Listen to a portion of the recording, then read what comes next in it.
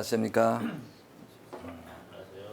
오늘은 태초 인간의 타락의 동기와 경로에 대해서 오늘 강의하는 시간을 갖도록 하겠습니다. 오늘은 성경을 관점을 가지고 우리가 타락이 왜 되었는가를 자세히 알아보는 시간을 갖도록 하겠습니다.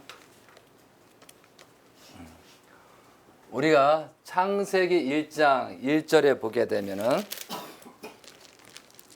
태초에 하나님이 천지를 창조하신다 이렇게 됐어 하시고, 그리고 나서 혼돈과 공허 속에서 빛과 모든 6단계에 걸쳐서 모든 인간이 살아갈 수 있는 그 환경을 만듭니다.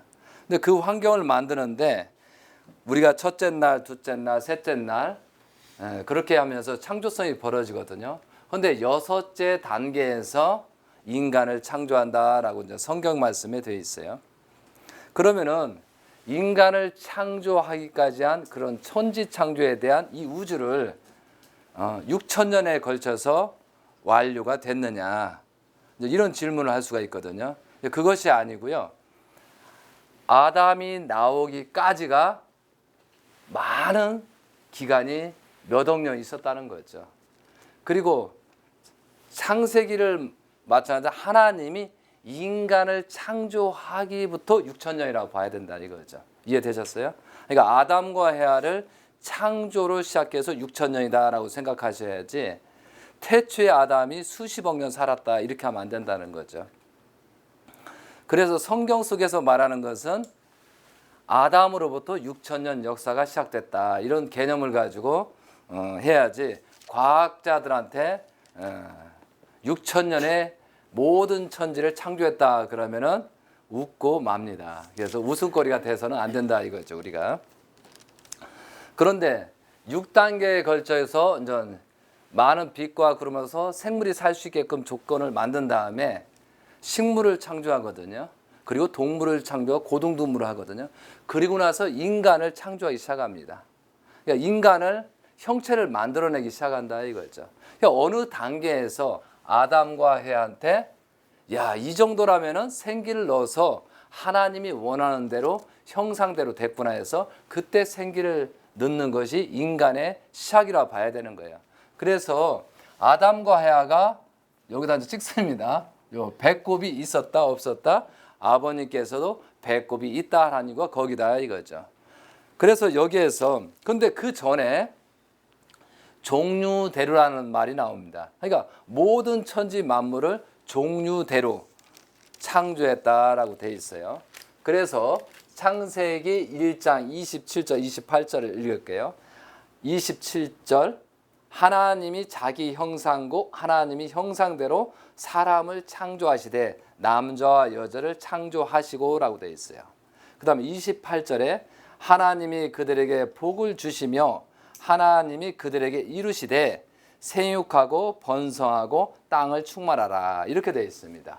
그러니까 생육하고 번성하고 땅을 주관하라 이렇게 되어 있어요. 그래서 우리는 저 원리에서 말하는 3대 축복이다 이거죠. 그러면 생육이라는 것이 있어야 번성이 있고 또 주관권이 벌어진다는 거죠. 그런데 이런 과정이 없이 주관을 할 수 있다 없다? 없다 이거죠. 그러니까 만물을 주관하기 위해서는 인간에게는 책임 분담이 부여졌다는 사실을 우리는 알고 넘어가야 된다 이거죠. 그리고 창세기 2장 17절에 그 전에 이렇습니다. 2장 7절을 볼게요. 여호와 하나님이 이 땅의 흙으로 사람을 지으시고 생기를 그 코에 불어 넣으시니 사람이 생명이 되더라 이거죠. 그러니까 아담 이후에 사람들이 있다는데요. 사람이라고 호칭하기는 좀 그렇고 사람 같은 동물이라기도 그렇고 이방이라고 합시다. 이방. 그러니까 사람이 생생 과정 있잖아요. 그 과정 속에서 아담을 모아서 아담을 통해서 생기를 넣은 시점이 인간이다 이거죠. 사람이다 이거죠. 그런데 가인과 아벨이 가인이 아벨을 죽인 다음에 가인이 숨는 현상이 생깁니다. 그래서 왜 숨었는가라고 하니까 이방인들이 나를 죽일까 숨었나이다 라고 하거든요. 그러면 아담과 같은 비슷한 사람들이 있었다 없었다? 있었다는 거죠. 근데 그걸 사람이라 칭할 수는 없다는 거지. 이해됐죠? 그 얘기는 뭐냐면 아담과 같은 해와 같은 사람들이 주변에 사람 같은 사람이에요. 사람이 아니고 그런 사람이 주변에 있었다 없었다?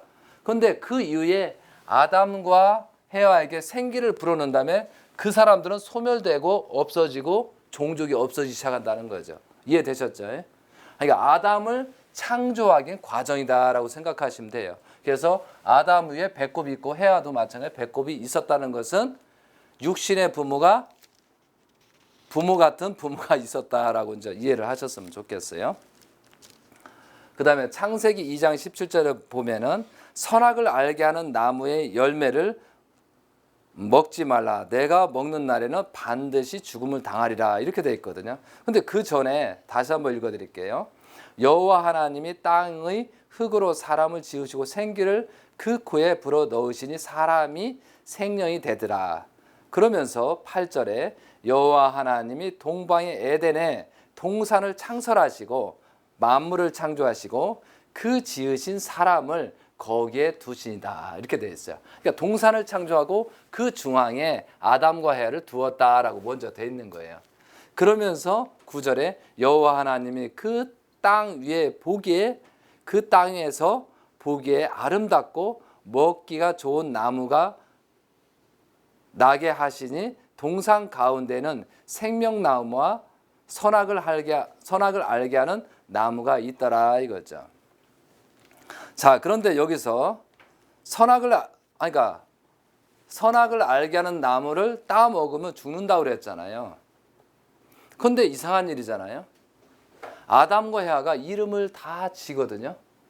그런데 그때도 독버섯이 있었고 독이 있었다 이거죠.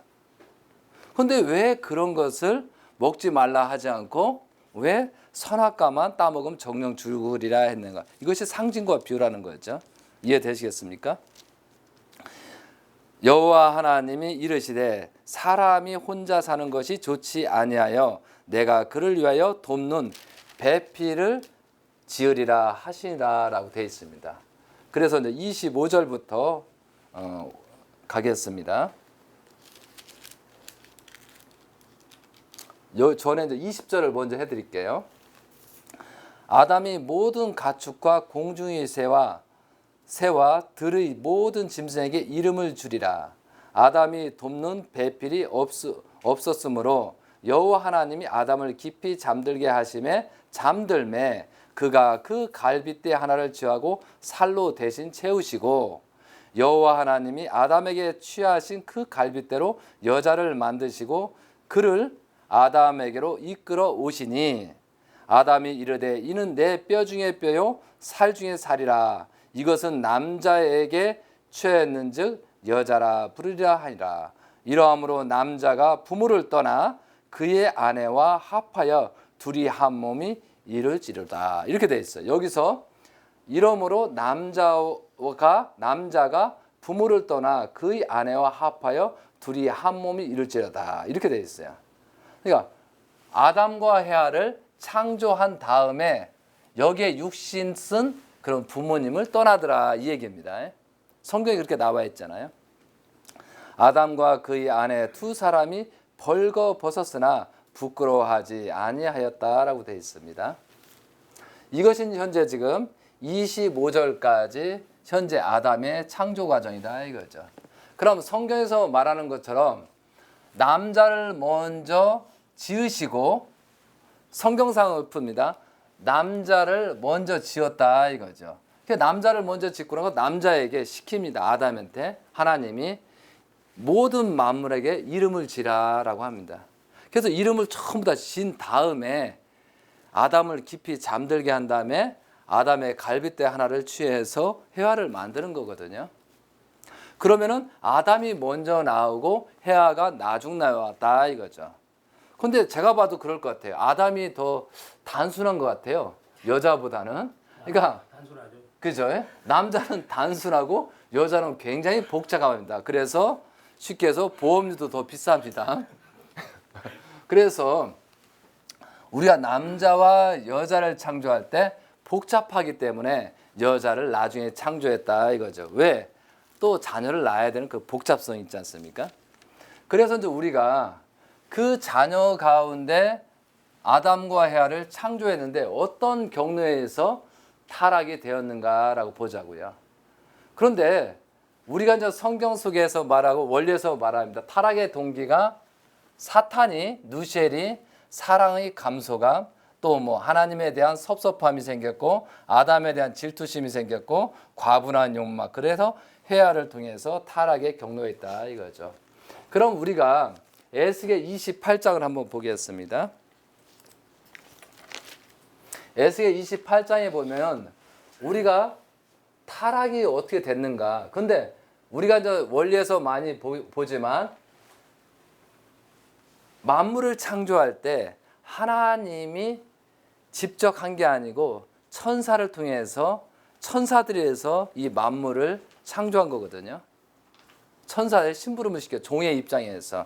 그 내용을 제가 읽어드리겠습니다.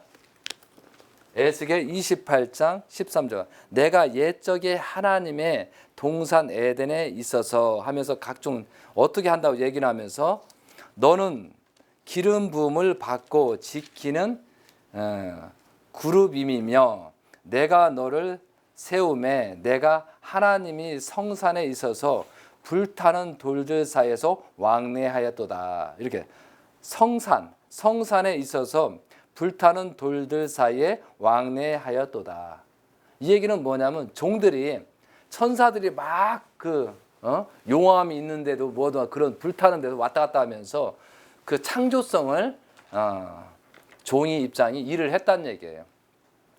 내가 지음을 받은 날로부터 내 모든 것이 완성하더니 마침내 내게서 불의가 드러났도다. 그러니까 모든 걸 완성하고 나니까 불의가 나타났다 이거죠. 내 무역이 많음으로 내 가운데 강포가 가득하여 내가 범죄하였도다. 너 지키는 그룹아, 그룹이라니까 그것은 뭐냐면 누시엘을 얘기하는 거예요. 그러므로 내가 너를 더럽게 여겨 하나님의 산에서 쫓아냈고 불타는 돌들 사이에서 멸하였도다. 내가 아름다움으로 마음이 교만하였으며 내가 영화로움으로 내 지혜를 더럽혔음이로다. 그러면 천사가 누시엘이 천사들이 굉장히 지혜로웠다는 거죠. 왜? 그래야 만물을 창조할 수 있었다는 거죠. 그런데 내가 너를 땅에 던져 왕들 앞에 두어 그들이 구경거리가 되게 하였도다. 그래서 전 뒤에 보면은 그 요한계시를 보면 철장으로 가두었다라고 되어 있습니다. 그럼 여기에서 어떤 얘기가 나오냐면은 처음에 세상을 창조하기 전에 하나님이 임하시고 거기에 천사들이 임했다 이거죠. 그럼 천사들이 임해서 이 창조성을 발휘를 했어요. 근데 창조성을 발휘한 모든 동물까지 창조한 다음에 인간은 누가 창조했냐? 하나님이 하셨다는 얘기예요. 이해되죠? 생기를 불어넣었으니까. 그러니까 인간을 아담을 창조하고 나서 소유권이 넘어가는 게 보이는 거야. 그러니까 주인인 줄 알았는데 자기가 아담을 보고 이름을 지면서 모든 걸 막 상속을 해줘 버리네요. 그때부터 전 그 천사 누시엘이 이거 심각해진 거예요. 자기가 대장이었는데 또 다른 대장이 나타난 거야. 그러면서 종의 입장을 취하게 만들거든요. 그러니까 그 자기 위치에서 갈등을 하게 됩니다. 그런데 하나님께서 사랑하는 것이 똑같았다 이거죠.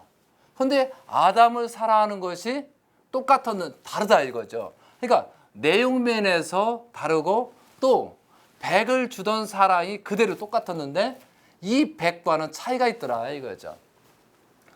그래서 사랑의 감소감을 느끼기 시작하는 거예요. 1단계.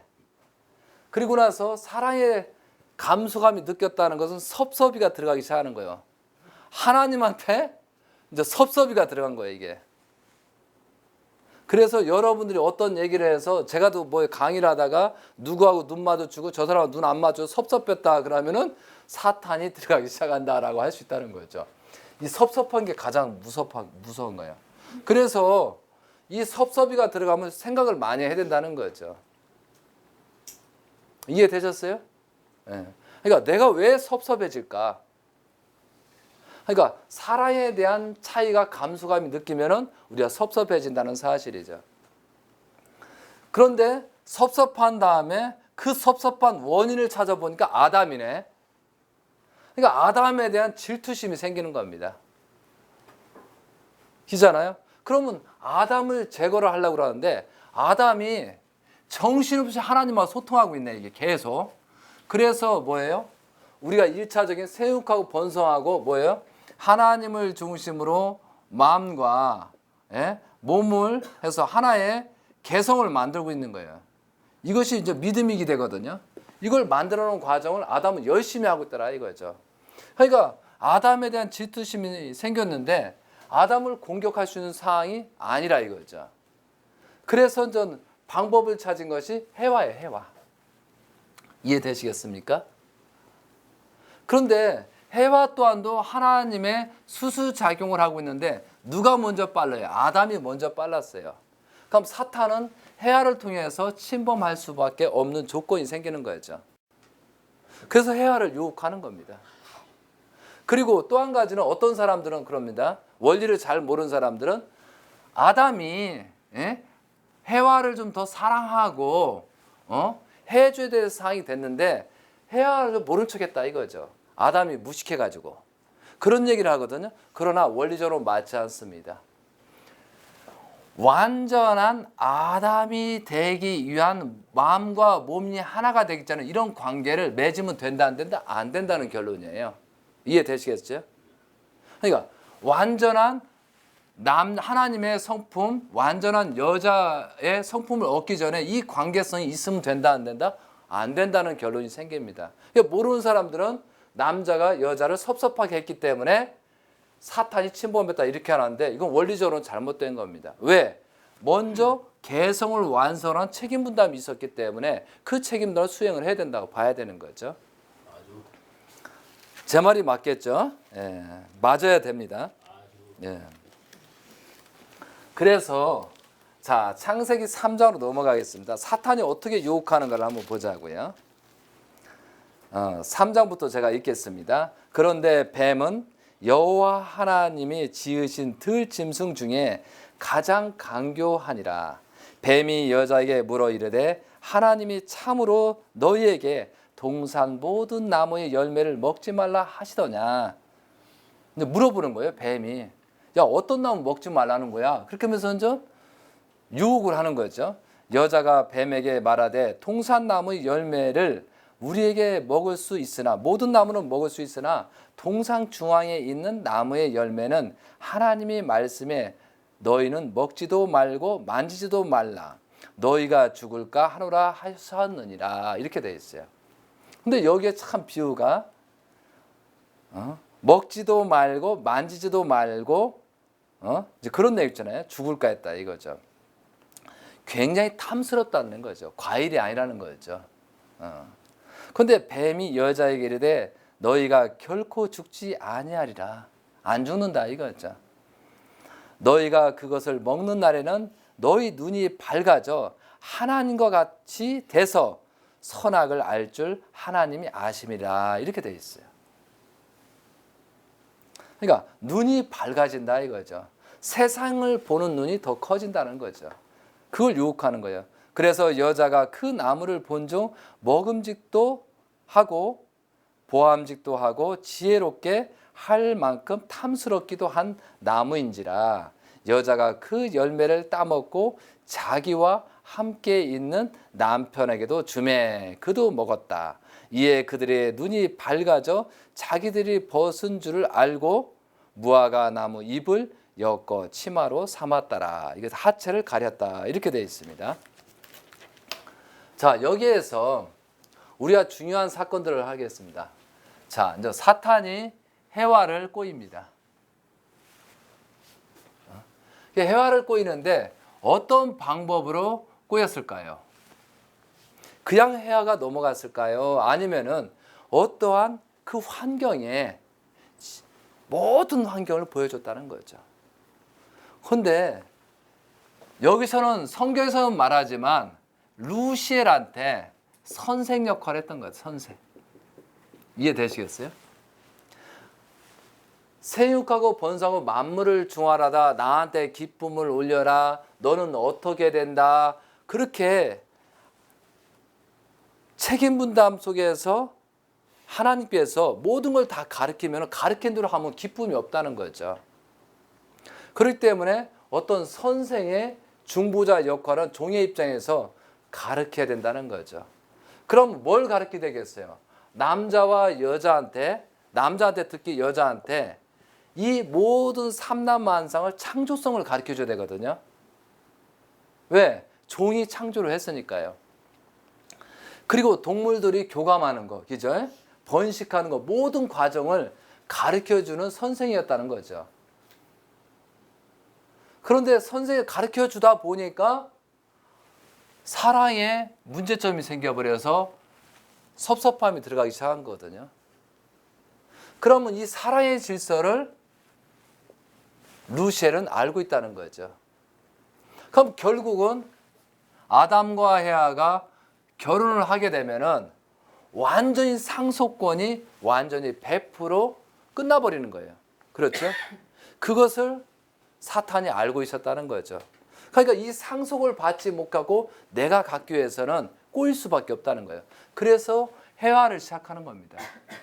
그러니까 아담을 먼저 꼬일 수가 없는 이유가 여기 있다는 거죠. 이해되시겠죠? 아담이 먼저 이름을 짓고 먼저 성장하고 있었고 두 번째 해와가 성장하는 과정이기 때문에 아무리 봐도 해와는 하나님과는 더 거리가 있었다는 거죠. 실질적으로 살아가. 물론 성경에서는 더 해와를 하나님이 사랑했다도 맞습니다. 그러나 사탄의 입장에서는 해와를 통해서 꼬일 수밖에 없었다는 거죠. 그래서 해와를 꼬인 다음에 해와가 아담이 나의 남편이라는 사실을 알게 되거든요. 왜? 눈이 밝아졌으니까. 그러니까 동물들을 보면서 그런 관계성을 했거든. 그런 관계성을 보거든요. 그래서 결과적으로 그걸 꼬이니까 해와가 사탄을 올라탔다라고 아버님 말씀하시거든요. 이해되시죠? 그래서 우리가 삼일 행사를 그렇게 하는 겁니다. 그래서 처음에 사탄을 올랐다고 해와가 남자의 상의를 취해서 따 먹어버린 거거든요. 그래서 우리가 삼일 행사를 처음에 두 번째 남자가 상의를 하고 여자가 상의를 한 다음에 세 번째 남자가 상의를 하거든요. 그런 과정들이 필요한 거죠. 왜? 그 과거를 모든 것을 청산시키기 때문에 삼일 행사를 한다는 사실을 우리는 알아야 된다 이거죠. 그래서 우리가 이런 과정 속에서 가인과 아벨을 낳은 거거든요.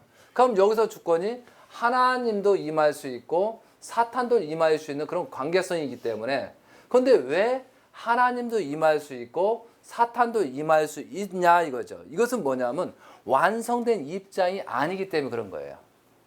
이해됐죠? 그러니까 미완성계 성장 과정에 타락했기 때문에 하나님도 임할 수 있고 사탄도 임할 수 있기 때문에 분립이 가능하다는 거죠. 이해되시겠습니까?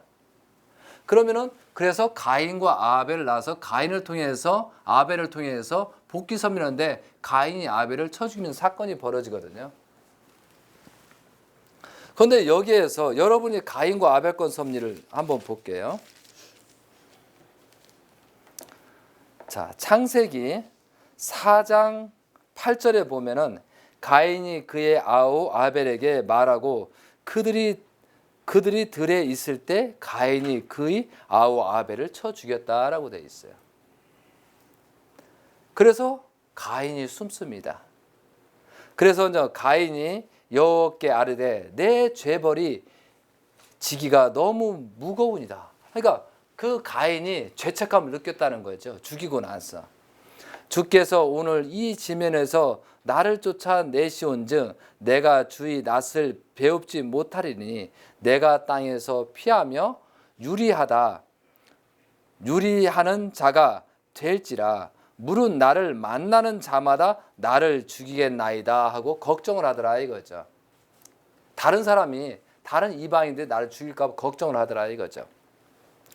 여호와께서 그에게 이르시되 그렇지 아니하다. 가인을 죽이는 자는 벌을 7배나 받으리라 하시고 가인에게 표를 주사 그를 만나는 모든 사람들에게 죽음을 면하게 하시니라. 이렇게 되어 있습니다. 이해되시겠습니까? 절대 아벨 입장에 있는 사람은 가인을 죽이면 된다 안 된다? 안 된다 이거죠. 그럼 만약 가인을 어렵게 만들었을 때 7배, 7배, 7배의 탕감이 발생한다 이거죠. 그럼 예를 들어 가인을 죽였다 그러면 7번 죽어야 되는 거예요. 그런 과정 속에 우리가 있다는 사실이죠. 그래서 우리가 타락의 경로를 어떻게 시작하겠어요? 우리도 마찬가지예요. 6천년 역사 동에 아담과 헤아가 타락으로 말미암아 남자와 여자 우리가 자녀를 내서 실제는 가족민족 지상천국을 만드는 게 하나님의 목적성이었는데 그러지 않고 우리가 타락의 경로를 가고 있다는 사실이거든요. 그리고 몇 년? 6천년. 아담과 헤아를 통해서 6천년 역사가 우리는 타락의 근성에 빠져 있다는 거죠. 근데 그 근성을 어떻게 버릴 거냐 이거죠.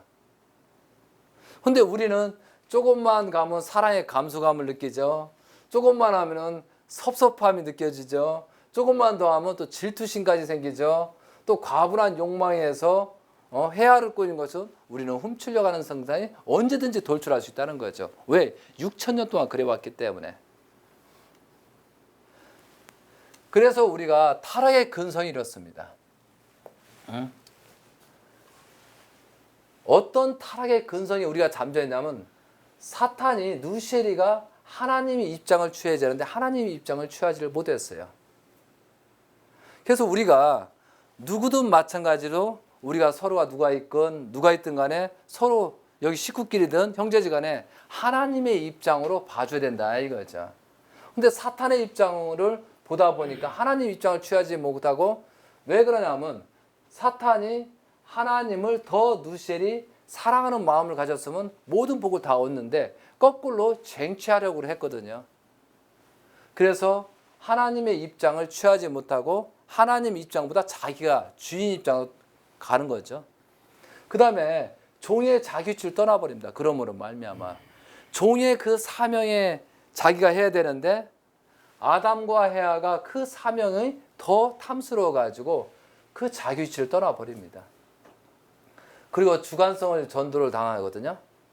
거꾸로 자기가 아담 헤아한테 주관을 받아야 될 입장이 되는데 오히려 종이 대장 역할을 하더라 이거죠. 누시엘이. 자, 그리고 범죄 행위를 번식하더라 이거죠. 자, 성경 속에서 이렇게 나옵니다.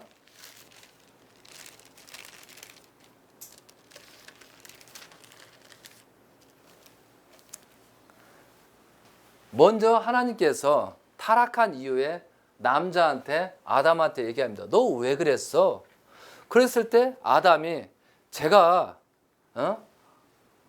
개성완성을 해야 되는데 제가 실수하는 말미암아 타락되었습니다. 모든 것이 제 책임입니다 라고 해야 되는데 아담이 저는 잘하려고 그랬는데요 헤와가 꼬여가지고 그랬습니다 라고 해버리거든요. 그런데 그래서 하나님께서 그래 너는 책임이 없다고? 그래 헤와한테 가자. 헤와한테 가가지고 너 왜 그랬어 하니까 저 안 하려고 그랬는데요 누시엘이가 꼬여서 그랬거든요. 이렇게 돼버린 거예요. 이해됐어요?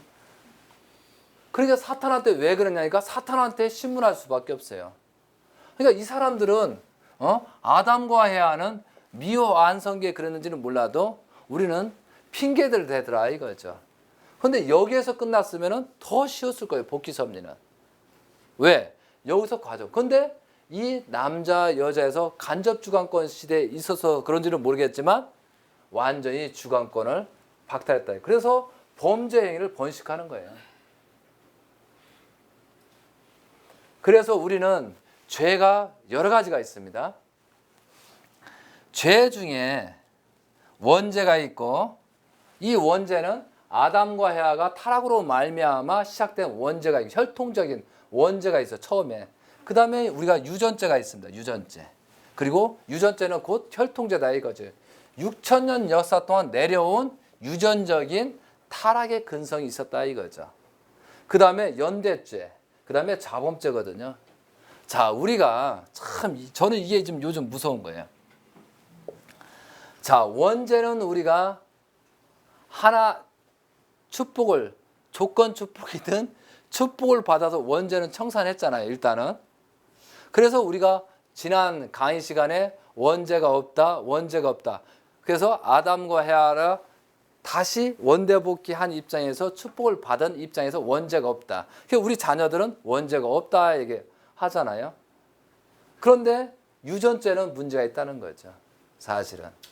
그러니까 문제는 아버님이 해줄 수 있는 일은 원죄 청산이에요, 메시아가. 그럼 나머지 죄는 우리가 스스로 탕감복귀를 해나가야 된다는 사실을 우리가 알아야 되거든요. 그러니까 원죄가 청산됨으로 말미암아 다 되는 줄 알아요. 그게 아니다 이거죠. 그러면은 원죄를 통해서 다 청산된다고 하면은 우리한테 또 사명을 줄 필요가 없어요. 종족적 메시아라는 사명을 주잖아요. 그럼 우리는 종족적 메시아에 대해서 모든 것을 다 탕감복귀해서 메시아 입장이 되라는 이유잖아요. 이해되시겠습니까? 그래서 이 유전죄라는 것은 뭐예요? 그 혈통적인 그 죄를 전부 다 탕감을 해야 되거든. 누가? 나부터 시작해야 되는 거꾸로. 그렇기 때문에 조상해원시 축복식을 시키는 거예요. 그러니까 우리가 조상식을 210대까지, 뭐 아담까지는 220대까지 시키는 걸로 되잖아요. 그렇게 하면은 혈통죄, 유전죄는 그래도 어느 정도 제거할 수 있고 그 종적인 기대는 다 제거할 수 있다라잖아요. 그런데 이상하게 요번엔 좀 그 가정연합에서 이 강의가 160페이지인가 몇 페이지를 해가지고 비원리 집단을 막는 방법 해가지고 거기에 나옵니다. 이게 천일구 안창이 우리의 영원한 전통이다 해가지고 자 여기에 보면은 그 비원리 집단 해가지고 이상열, 김감룡, 김용화, 이호딱 그 외에 다수 이렇게 해서 이게 지금 현재 지금 가정연합에서 교육을 하는 것 같아요. 난 이렇게 표현할 줄은 모르겠어요. 여기 반제, 그죠? 반제에 대해서도 이것은 여기서 이제 뭐라고 그러냐면 얼떨결에 했다 이렇게 나옵니다. 그러니까 어머님이 이제 이 자리에 앉은 게 죄인가 아닌가 이것도 참 이상하게 표현해가지고 아버님을 흠모하는 마음으로 어머님과 일체 아버님의 대신자로 하늘의 뜻을 이끌어 나가면서 말씀하고 계시다는 증거를 증명한다. 그러니까 아버님을 흠모하는 마음으로 앉았다는 겁니다. 그런 예법이 어디서? 내가 자 제가 한전 요거 읽어드릴게요. 제가 참 아버님 청평 역사를 계속하도록 말씀하셨다 이거죠. 참 아버님께서 기원절까지 210대 회원을 말씀하셨지만 동시에 420대까지 7대씩 회원을 지키게 해야 된다라고 계산하면서 자 그래서 아버님께 210대 이후에 다시 7대씩 끊어서 하라고 하셨다 이거죠. 그러면서 참 아버님의 성경 역사는 6천년이지만 실제로는 수억 만 년이다라고 했답니다. 그래서 S교회 아담까지 거슬러 올라가면 220대밖에 안 된다는 것은 맞지 않다라고 써 있어요. 여기까지는 내가 그래대로 논리가 맞다고 보기도 하기도 하다 뭐 논리했는데 뭐라고 그러냐면은 이게 참 큰 문제가 생겼어요. 참 아버님이 말씀했다고 하는데 이건 아닌 것 같고 동물을 보더라도 고래든 뭐 상어든 악어든 2억 5천 년을 잡으며 이렇게 쭉 가는 겁니다. 그래서 인류 역사가 요즘에는 기록을 통해서 150만 년이라고 하는데 아니에요. 6천 년이 아니에요. 150만 년도 아니고요. 몇 천만 년도 역사가 지났다는 거예요. 이게 아버님 말씀은 뭐냐면은 인류 역사를 아담과 헤아가 오기 전까지 수억 년, 수만 년이 됐다라고 그 얘기를 한 거거든. 그러니까 아담부터는 6천 년이라는 그 얘기를 하는 거거든, 사실은. 근데 여기에서 이제 자기들이 낸 거예요. 150만 년 나누기 1대 30년으로 계산했을 때 5만 대. 그래서 2000만 년 나누기 30년은 70만 대. 유경석 회장이 그 선문대학교 신학과 나왔어요. 아니, 박사도 다 근데 210대를 그러니까 아버님이 뭐 420대도 뭐든 말해서 무슨 의미적으로 그렇게 한다는 건 묻지만 그러니까 150, 난 좀 이렇게 해석한 건 난 좀 이해가 안 돼서요. 150만 년 나누기 30년은 5만 대. 그리고 2000만 년 나누기 30, 70만 대. 그러면은 이게 70만 대로 해놨어요. 그러면은 420만 대가 420대가 아니고 앞으로 70만 대까지 해야 된다는 말을 하고 있는 거니까 내가 이 얘기 듣고 그럼 70만 대까지 해야 된다고 강의를 하는 거거든요, 사실은. 참네. 420만 대가 420대까지 저리 가라네, 저리 가라. 자, 이거 가족연합에서 70만 대까지 조상의 헤어질 축복식을 하려고 하면은 큰일 났어, 이거. 야, 참. 청평에 돈이 안 거치나 봐요. 그러니까.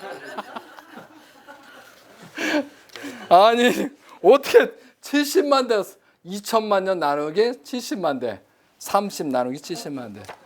야, 난 이거 보고 계속 이걸 보면서 뒤를 계속 검토를 하는 게 검토하고 싶은 마음이 싹 사라져 버리더라니까. 야, 어떻게 세상에 아무리 그래도 70만 대까지 조상 헤어지게 하자고 그렇게 주장을 할 수가 있는지 모르겠어요. 자, 그만 웃고 자, 원리 시작하겠습니다. 자, 유전죄, 혈통죄고요. 그 다음에 연대죄, 자범죄가 문제인데, 자, 우리가 해결할 수 있는 게 뭐냐면 이것까지는 좋아요. 그죠? 자범죄죠. 이게 문제야, 이게. 예? 이 연대죄가 무섭다는 거예요. 자, 예수님께서 십자가의 길을 가시면서 2000년 역사가 환란이 생겼잖아요. 그러니까 예수님을 믿든 안 믿든 간에 처음부터 십자가에 가는 그런 운명 속에 2000년이 왔다는 거거든요. 저 연대죄 때문에 그러는 거예요. 가정연합 복귀해야 되는 이유가. 왜? 주변에서 전체에 해당되는 거거든요. 우리가 일부분이 여기 와 있다고 그래서 해결되는 게 아니고 전체 연대죄에 포함됐다는 거죠. 그러니까 우리가 뭐 너는 뭐 원수다 뭐다 그럴 수가 없어요. 왜? 연대죄가 있기 때문에. 같은 이 시대에 살고 있는 입장에서 내가 잘한다 하더라도 상대편이 못했을 때 연대죄가 적용이 된다는 사실을 우리는 알고 있어야 된다는 거죠. 그래서 원수를 미워하거나 뭐 가정연합을 뭐 미워하거나 뭐 그런 상황이 아니고 더 가인과 아벨 건이라고 생각했을 때 더 사랑을 해서 어떻게 품어낼 것인가가 저는 목표라고 봅니다. 그런데 여기에서 가장 중요한 문제점이 뭐겠어요? 자, 하나님의 입장을 취하지 못했다. 종의 자기 위치를 떠났다. 주관성을 전도하였다. 범죄 행위를 했다. 또 사랑의 감수감을 느꼈다. 하나님에 대한 섭섭함이 생기고 아담에 대한 질투심이 생기고 과분한 욕망에 의해서 해악까지 탈선시켰다. 자, 이걸 보고 제가 현실의 문제점을 설명을 드릴게요. 하나님께서 남자인 아버님 참 부모, 아버지죠. 아버지, 어머니를 해서 남자와 여자의 입장에서 자녀를 낳았다는 것이 규정사실입니다. 그러면은 남자인 참지인 참 부모님, 저번도 말씀하신 문선명 총재님, 그리고 어머님. 그래서 수수작용 하나 가운데 자녀를 낳았다. 이 자녀된 입장은 최초의 아담의 입장이다. 그죠? 최초의 타락하지 않은 하나님을 하는 간접 주관권에 있는 자녀들이다 이거죠. 자, 근데 우리하고 다른 건 뭐겠어요? 우리하고 다른 것은 뭐가 달라요? 우리는 타락의 근성에서 온 자녀들이다 이거죠. 그런데 축복으로 말미암아 우리는 뭐예요? 조건이자 조건. 이제 조건 축복을 받고 나서 그 기간 동안에 자녀를 낳기 전까지 타락의 근성을 완전히 없애버려야 돼요. 그러려면 타락의 근성이 없을 때는 우리가 마음과 몸이 하나 된 가운데 내가 개성을 완성된 가운데 자녀를 낳아야 되거든요. 근데 우리는 6,000년이라는 타락의 근성이 있었기 때문에 그렇게 쉽지는 않다는 거죠. 그래서 우리가 자녀를 낳을 때 타락의 근성이 있다라고 할 수밖에 없다는 거예요. 우리 자녀들. 그리고 나서 시간이 지나고 몇 단계 갔을 때 타락의 근성이 사라진다고 봐야 된다는 거죠. 근데 누구 책임이에요? 그게 아버님이 축복을 잘못한 게 아니고 우리가 조건 축복을 받고 나서 그 기대에 살지 못하고 이런 타락의 근성을 버리지 못했기 때문에 결과가 생겼다는 거죠. 그런데 우리가 이제 아버님께서 훈독해다 그런 말씀을 많이 하시거든요.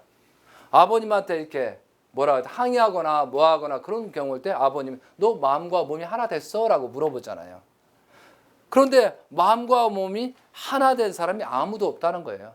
저 여기 서 있는 사람도 못했다요. 그것을 하기 위해 노력하는 과정이다 이거죠.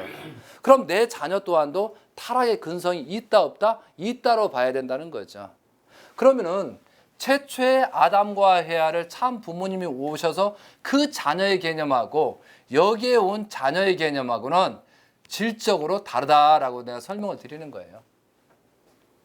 근본이다. 그렇기 때문에 이 질적으로 다르다 해야 되는데 현재 가정연합에서는 어떻게 가르치냐? 똑같다라고 가르친다고 지난번 강의 시간에 말씀드리고 그걸 유튜브에 올렸어요. 그런데 우리는 이 원죄는 청산을 받았지만 이 유전죄거든요. 그리고 연대죄, 자범죄. 그러면 우리 자범죄마저도 완전히 극복을 한 상태에서 우리가 자녀를 낳았느냐 이거죠. 그렇지 못하다는 거죠. 조건적으로 모든 것을 섭리를 통해서 자녀를 우리는 낳았다는 것에 여기에 신중한 생각을 많이 해야 된다는 거죠. 자, 거기에서 참 자녀를 낳는데 참 자녀 또한도 다시 하나님 마음과 몸을 중심으로 하나님을 중심으로 해서 그 개성을 완성한 책임이 있다 없다? 있다예요. 그래서 자녀님들이 어려운 문제점 두 가지가 있겠죠. 가인된 책임을 우리가 책임을 주지 못해서 그 환경을 만들지 못한 것이 자녀들이 어렵게 되는 것이 가장 첫 번째 요인이고, 물론 자녀님들도 인간의 5%의 책임이 있듯이 책임이 있다 이거죠. 왜? 자녀님들마저도 하나님이 있는가 없는가를 분명히 알고 있어야 된다는 거죠. 그러니까 하나님을 몰랐기 때문에 탈성한 거거든요.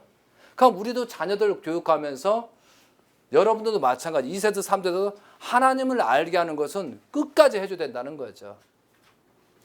나보다 완성되고 나보다 좋고 원죄가 없다 그래서 놔둬버리면은 하나님을 모르는 순간에 언제든지 탈선할 수 있는 위험이 있다는 것을 알고 철저하게 관리를 해줘요.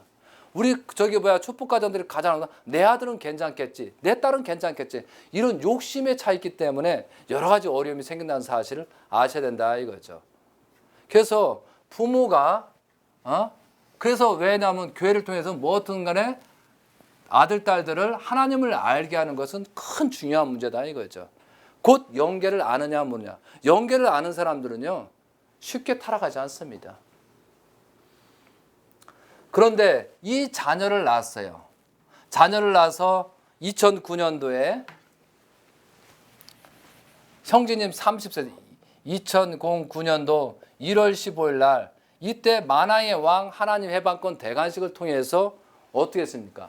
아버님께서 어머님께서 쓸만하기 때문에 대신자로 세우고 직접 하나님이 치료할 수 있는 대신자로 세운 입장이거든요. 그러면 완성된 남자 여자 입장에서 자녀님을 세운 거거든요. 누구예요? 형제님을 세웠거든요. 그러면 아담보다도 헤아보다도 더 완성되고 하나님에 집적하고 더 많은 일을 할 수 있고 모든 조건에 자녀님이라는 사실을 이건 규정 사실이거든요. 이걸 부정하고 있어요. 현재 가정연합의 큰 문제는 뭐냐면은 메시아를 부정하고 있고 어머님한테 어머니는 참음에다 실제는 내용을 깊숙하면은 메시아를 부정하고 있는 거예요. 그러니까 좋은 것은 인정하고 자기한테 나쁜 것은 인정하지 않겠다는 것이 현재의 가정연합의 실체라는 거죠. 실체. 자, 그러면 한 가지만 물어볼게요. 자녀들의 입장보다도 현재 여기에 있는 현재 가정연합 축복가정의 입장하고 어떤 엄청난 차이가 나잖아요.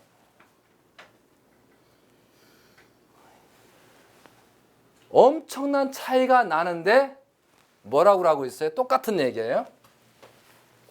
자, 자녀님에 대해서 우리가 축복가정들이 축복가정들이 하나님이 입장에서 자녀를 봐야 되는데 그렇게 안 보고 있잖아. 그리고 종의 자기 위치를 떠나요.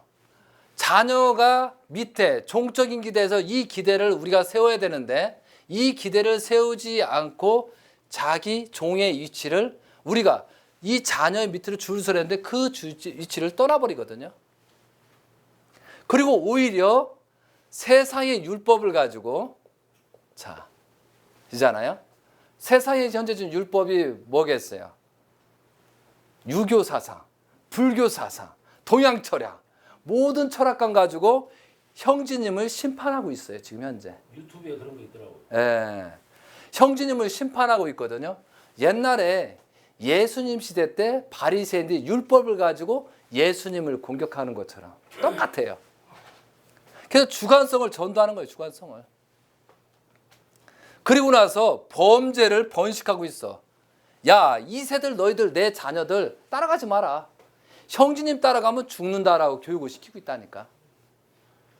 야, 그러니까 쉽게 해서 현재 지금 원리를 우리가 뭘 하냐면 타락론마저도 부정하고 있어요. 현재 지금. 예? 원리 강론에 타락론마저도 부정하는 행위를 현재 가정연합에 하고 있다 이거죠. 물론 거기에 올바른 신도도 있겠죠. 그러나 적당히 이런들 어떠하리 저런들 어떠하리 나는 마음이 편하고 지금 먹을 거 입을 거 권력이 있으니 못 가겠다 이거죠. 마찬가지예요. 자, 거기에 뭐가 연대죄에 포함되는 거죠. 그래서 우리는 어느 소굴에서 나와줘야 된다 이거죠. 분명히 원죄를 청산됐지 언제 아버님께서 유전죄, 혈통죄, 연대죄, 자범죄까지 전부 다 청산해줬다라는 얘기는 저는 못 들어봤습니다. 여러분 들어봤어요? 못 들어봤어요. 네, 못 들어봤어요. 그럼 이것은 우리가 애중불토, 타락성 근성을 저버리면서 우리가 그 노력을 하지 않으면 어려운 문제가 생기고 있다는 거죠. 그 근본을 타락의 근성이라든가 모든 걸 버리지 못한 상태에서 현재 타락한 인간의 입장을 보다 보니까 현실에 비극이 생겼다는 거죠. 아마 전전에 강의 내용 중에 근본적으로 하나님의 혈통인 참부의 혈통과 우리의 혈통은 근본적으로 다르다라는 얘기를 했을 때 굉장히 반론이 제기될 겁니다. 근데 제가 이제 태초 인간의 타락의 동기와 경도를 다시 한번 유튜브에 뜰 겁니다. 이 내용들을. 어떤 평가를 낼 것인가요? 그러니까 지금 전부 다 하나는 아는 척 하는데 둘은 모르고 셋도 모르고 넷도 몰라요. 그러면서 여기에 권력과 이권에 붙어가지고 한다. 자, 우리는 분명히 여기서 또 얘기합니다. 가정연합에 있는 교구장들, 협회장들, 뭐 집사, 또 교구장, 또 교회장 명칭 쓰면 안 돼요. 왜? 타락한 입장에 있는 사람을 교구장이다, 집사다, 협회장이다 쓰면 안 돼요. 왜? 존칭을 해줄 필요가 없다는 거예요. 필요 없죠. 네. 그래서 명칭을 뭘로 할까 지금 고민이에요, 제가. 그냥 이름으로 부르면 되죠. 예, 나이 많은 어른이다 이렇게 얘기할 수도 없고 참 골치 아파요. 그만큼 본인들은 스스로 망가지고 있거든요. 그런데 여기에서 굉장히 중요한 사실이 있어요. 영계의 타락, 영적 타락과 육적 타락이거든요. 자, 선녀인이 있어요. 선녀인. 자, 여기에서 선정과 악령이 있습니다. 악령.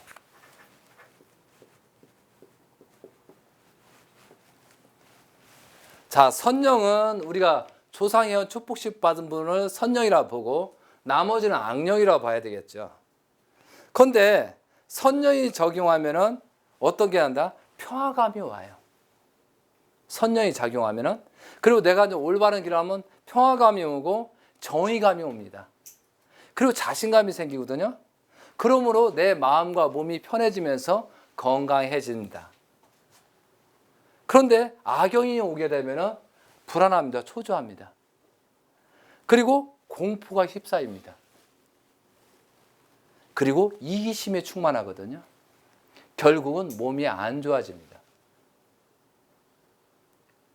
그래서 저는 뭐냐면은 아무리 봐보세요. 자, 1년이라고 제가 완전 강사도 아닌 사람이 건축일 하다가 갑자기 와서 강의를 시작했거든요. 그런데 여기에 대해서 문자가 교신하고 여러 가지 교신을 전부 다 안 하려고 하고 있어요. 근데 내가 공청회 좀 제발 좀 해보자. 자, 원리 강론 하나만 들고 니들이 진짜 원리 아느냐 마냐 한번 해보자 이거예요. 그리고 성경 속에 나온 거 한번 해보자 이거죠. 저하고. 굉장히 저는 무지해. 그런데도 한 번도 공청회 하자, 청문회 하자 그런 얘기가 없거든요. 제가 정말 가정연합의 책임자라면은 저를 얼마든지 오라고 해서 공청회니 뭐니 열 것 같아요. 왜? 정당하면은. 제발 하자 그러면은 뭐 문자 보내면 다 도망다녀. 그러니까 또 문자 또 회신하면은 또 자기들 생각에는 또 공격할까봐 또 회신도 안 와. 요즘은 묵비권이요, 묵비권. 아유, 안타까워 죽겠어요. 정말 둘 중에 하나는 문제가 있잖아요. 가정연합이 옳든, 예? 2대 왕님을 중심으로, 형제님을 중심으로 한 이렇게 강의한 사람 옳든, 여기 비원리 집단이라고 해가지고 이상하게 논리도 안 되고, 아버님 말씀은 거의 없어, 또. 별로 없어. 없으면서 뭐, 조상의 여신을 50만 대까지 해야 된다고 그렇게, 하는 거 깜짝 놀랐어요. 그러니까 갈 때까지 가자는 건지, 어디까지 타락의 근성에 가자는 건지 모르겠어요. 그런데 여기서 내가 이제 느끼는 건 뭐냐면요. 오늘 요주입니다.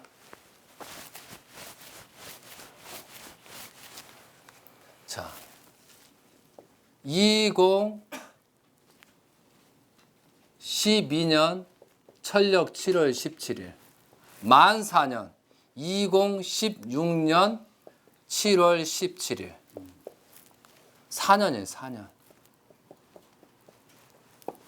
자, 그리고 2016년도 1월 6일 이대 왕님께서 말씀은 어떤 얘기를 해줬냐면요. 중요한 얘기입니다. 이제부터 가정연합은 정자, 혈통을 중심으로 따르지 않는 사람들은 종족들이 협조하지 않는다. 조상들이 협조하지 않는다라고 돼 있어요. 그러면서 멍해지거든요. 자, 그리고 2016년도 7월 17일 4년이라고 했잖아요.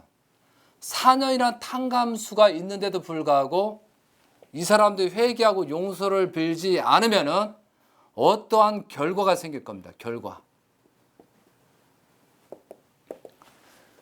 3년 동안은 어떤 과정 속에서 어떤 변화를 못 끼는데 2016년도 7월 17일까지 회개하고 용서를 빌지 않고 아버님 성화에 대해서 어머님 문제점, 자녀들 문제에서 회개하고 용서를 빌지 않고 그 위치에서 현재 계속 있잖아요. 그 결과는 엄청난 치명적인 결과가 나타난다는 사실이 지금 느껴지고 있습니다. 왜? 4년이라는 기간이 지나거든요. 4년이라는 탕감이 그래도 회개하고 용서를 빌자 하면 이 탕감 노정이 40년 갈지 400년 갈지 아무도 몰라요. 왜? 이것이 원리강론에서 말해주고 있잖아요. 원리강론에서. 그렇기 때문에 우리는 2016년도 7월 17일까지 이런 큰 결과가 생기게 돼요. 왜냐하면 이 결과에 대해서 대충은 알고 있어요. 그렇지만 이 결과에 대해서 제가 너무 얘기를 해버리게 되면은 심판으로 가버리기 때문에 좀 곤란하기 때문에 결과가 큰 어려운 결과가 생긴다는 건 사실이라는 거죠. 왜? 섭리가 맞다면 이렇게 되는 거예요. 그렇기 때문에 이대 왕님께서 형제님께서 지금 말씀하신 내용이 중요한 게 뭐냐면 이 결과가 비참한 결과를 초래하기 때문에 지금 강력하게 다시 한번 회개와 용서를 빌 수 있게끔 그렇게 말씀을 한다는 사실을 우리는 알아야 된다 이거죠. 그래서 여러분들도 마찬가지죠. 이 기간 동안에 전도활동 합시다. 해서 이런 엄청난 나쁜 결과가 생기지 않도록 우리도 중심자 역할을 해주시라 이거죠. 아주. 예, 그래서 저도 전 영상을 좀 준비를 하겠습니다. 해가지고 계속 보내가지고 한 사람이라도 구원 섭리를 벌리자요. 왜냐하면 같은 형제였지 않습니까? 그래도 아버님이 기대를 세웠던 사람들이거든요. 그런데 어느 순간에 전부 다 기대에서 권력과 이권으로 떨어졌지만 1차적으로 그 사람들을 우리가 구하자 이거죠. 그런 입장에서 우리가 신앙생활을 하면서 참다운 생활을 해야 되고 그리고 우리는 환경을 담아야 됩니다. 그러면은 그 기존에 아버님께 2012년도에 말씀하시잖아요. 기원절에 한 사람도 데려갈 자가 없다. 그래서 조건을 세워야 된다고 그랬지 않습니까? 그럼 우리는 자, 이대 왕님을 통해서 축복을 받은 참 아버님 고난권으로 왔지 않습니까? 그러니까 우리도 변화해야 돼요. 똑같은 방법으로는 할 수가 없다는 거죠. 그럼 개인이 완성되는 과정을 거쳐야 되고 그래도 우리는 모범 과정이 되려고 노력을 해야 되고 그 환경을 우리가 만들어야 된다는 사실이죠. 그런 기대 속에 우리가 어떠한 신앙을 할 것이냐. 그걸 담아놓고 그릇을 만들면은 많이 더 오지 않겠습니까? 왜? 지금은 봐봐요. 1월 6일부터 영적인 역사가 없잖아요. 그리고 그 사람들은 악영이 역사한다고 그랬잖아요. 이게 달라지는 거예요. 그리고 4년차가 되면서 문제가 없겠어요? 분명히 원리 강론에 의하면 큰 문제가 생기기 때문에 우리는 그걸 알기 때문에 우리가 더 열심히 해서 전도 활동을 했으면 좋겠습니다. 이상으로서 우리가 서로 타락의 근성을 어떻게 하면 우리가 떨칠 수 있는가를 생각하면서 우리의 올바른 신앙의 길을 가졌으면 좋겠습니다. 이상으로 마치도록 하겠습니다. 감사합니다.